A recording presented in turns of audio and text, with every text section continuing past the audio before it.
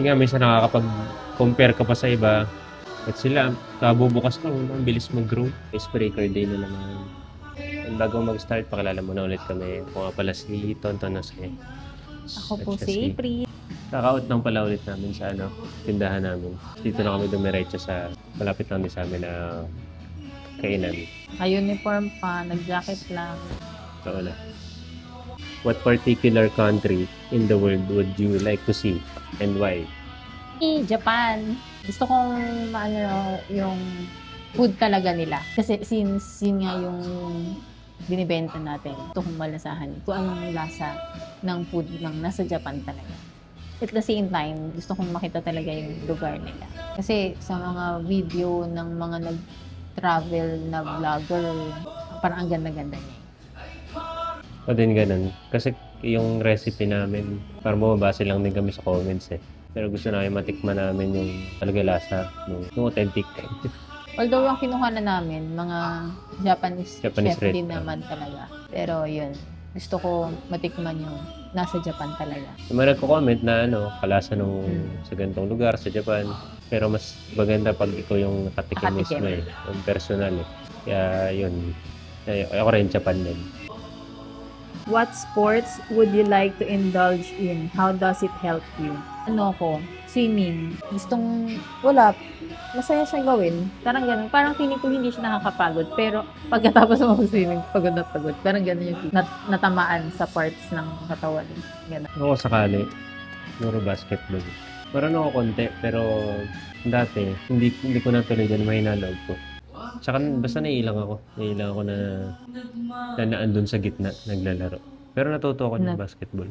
Na ang daming nanonood, parang ganun. Daming nanonood.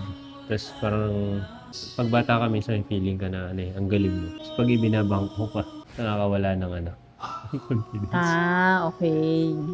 Parang ganun. Sabi, kasi bulok ako eh. Kaya, kaya hindi ako pinapasok. kaya hindi ako pinapasok. Parang sa lahat, na-down ko yung sarili parang sa ko. lahat ng mga mo yung lagi, no?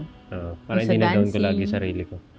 Hindi kasi nga, may mga din, mga tawa-tawa, mga ganun, natatawa dun sa ikinikilos mo, kaya tinigil mo. Yung mga ganun. Akala mo, bulok ka, kaya ayaw mo na. Describe yourself. Mahiyain na hindi. Parang nasa lugar yung hiya, parang ganun. Pero pag kailangan ng maging makapalang mukha, nakaya rin naman. Parang ganun.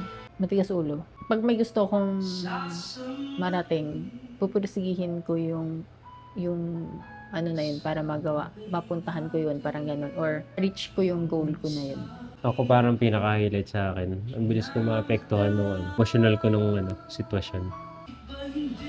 Bawa positive ka ng umaga, yung mangyari lang na ganito. Tanggalin yung positive mo, parang buong araw ka ng negative. Araw ka ng emotional. Parang yung pinaka-highlight ng sarili ko. Makulit minsan. Madalas. Matigas ulo. Madalas ba? Matigas ulo, parehas kami. What is your favorite date in the year? Ngayon na sa sitwasyon ko, Pasko. Kasi doon ko nakakasama ng matagal yung family ko. Hindi naisip ko birthday ko. Sa birthday ko na Pero may time kasi na nandito ako noon na wala rin naman ako doon sa family ko. Ngayon kasi nakahiwalay ako sa family ko. Nandito na ako sa Cavite. Taga Cavite na ako. Family ko taga Manila. What is your favorite time of the day? Gabi. Ako gabi kasi yun na yung oras ko para sa sarili ko. Sarado na kami. Ikaw hindi. Ako parang wala na akong favorite time of the day. Parang ang madalas na ako tinatamad. Favorite ko lang day off. Madalas ko lang tinatamad pag ang tagal mo na sa business. Yes, no? Ako din. Ngayon ko lang na this year. Parang parang iko yung nararamdaman ko noon sa mga dati kong trabaho. Yun na siya ulit ngayon. Ganun. Parang walang bago. Parang everyday. Yun na naman ang yun. Kaya kanina, nung may work ako kay Ayon, natuwa ako. Kasi mababago. Mababago kahit pa paano yung gagawin ko. Parang lungkot ng vlog namin yan, no? nasaktan din yung pakiramdam. May sakit pa din siya hanggang ngayon. Ang naughty nang nasa isip ko sa sasagot. Do you daydream mostly about travel? Siguro kasi doon sa sitwasyon natin ngayon, parang yun yung naano ko na, parang ang sayang mag-travel. Yun na. Ako yun, yung parang ini-imagine ko na malaki na yung business, tapos hindi mo na masyadong tinututukan. Parang pakunti-kunti na lang. Kahit pa paano, may pahinga ka na. Parang Oo. Nakaka-drain pala pag matagal ka na dun sa business, tapos same yung ginagawa mo. same routine. Oo, totoo. Nakaka-drain talaga. Hindi ko nga alam kung paano ko mo-motivate yung sarili ko. Rest pala tayo Pag ng kanina. Kanina mo yan? O matagal-tagal na? Ako kanina lang pagising Hindi ko. ko like ko sinasabi sa'yo. Pero ako kanina lang. Yung pagising ko, parang pinipilit kong gisingin yung sarili ko. Uy, tumayo ka na. Pag ganun. Kailangan mo nang magtrabaho. Pero ang bigat. Ganun. Kahit na, okay naman yung tulog. Yung ganun.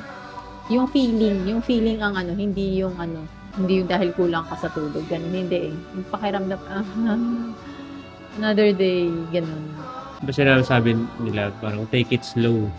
Parang kalma ka lang, parang gumadaliin. Pero minsan parang karanga mo, kung may small business kayo, parang kung kailangan minsan madaliin mo na makalabas dun sa sa sitwasyon mo ngayon. Kasi madidrain ka eh. Pero meron namang iba na siguro nag-enjoy sila. Kaya kahit matagal sila na stagnant sa ganung sa ganung level, okay lang sa kanila. Pero parang feeling ko, Koy, yung nakausap natin one time, yung owner ng cafe. Yung sabi Ewan ko, niya, iba yung apoy nila eh. iba din talaga, iba rin naman ako noon. Ilan na tayo ngayon? 3 years. Oh, di ba? 2 years na tas 3 years na physical store. Hindi nga, minsan nakakapag-compare ka pa sa iba. Sila, kabubukas ka, ang bilis mag-grow. Kaya dun ko na, ibabanda sarili ko. Siyempre, ikaw lang din naman may gawa Banda ko sarili ko, hina ako kasi. Napakamahihain ko kasi. Sobrang takot ko kasi sa Hirap kasi parang pag may expectation sa yung mga tao, parang nakaka-pressure. Yeah. Icebreaker day lang eh. Yun lang, Naging nakapag-share na rin. lumabas na. Ganyan lang guys, thank you ulit sa panonood. Kahit medyo down Down. ang feeling naming parehas. Pangin natin yung food fine na. natin. Thank you. Bye-bye! Salamat po, salamat.